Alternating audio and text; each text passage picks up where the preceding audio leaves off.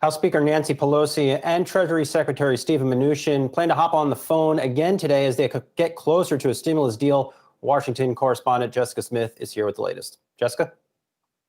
Hey, Brian. Speaker Pelosi is actually talking to reporters right now. She said this morning that they are just about there. She said they'll soon put pen to paper on an agreement. They've talked every day this week, and they're going to talk again later today and see if they can work out these remaining differences. Pelosi said in an interview this morning that she thinks the House could pass a bill before the election. She didn't seem as optimistic about it getting through the Senate, but we will see what happens.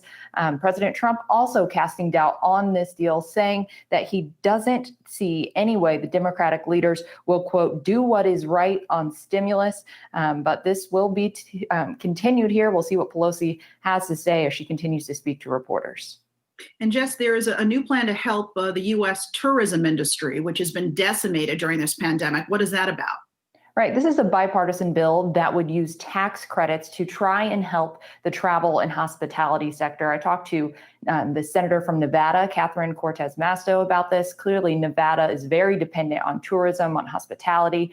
So what this bill would do is it would create a tax credit for attending or hosting trade shows, conventions. It would create a tax credit for restaurants as they try to revamp to serve, to operate during the pandemic. And it would give tax credits to Americans to cover some domestic travel expenses. She says she's hopeful that this might be able to make it inside a comprehensive agreement. Let's watch. Our priority and focus should still be stemming the spread of the coronavirus, making sure we have that rapid testing, making sure we have the PPE, making sure that we are continuing to invest in research towards a vaccine. We really need a national strategy, but unfortunately, we haven't seen one come out of this administration. So we have to continue that comprehensive approach. This is a piece of it. This is a piece of it that has impacted an industry and hospitality and leisure that really was left behind in the previous packages that we passed.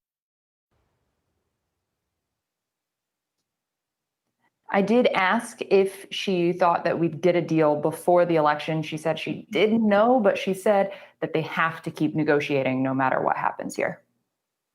Jessica Smith, thank you so much.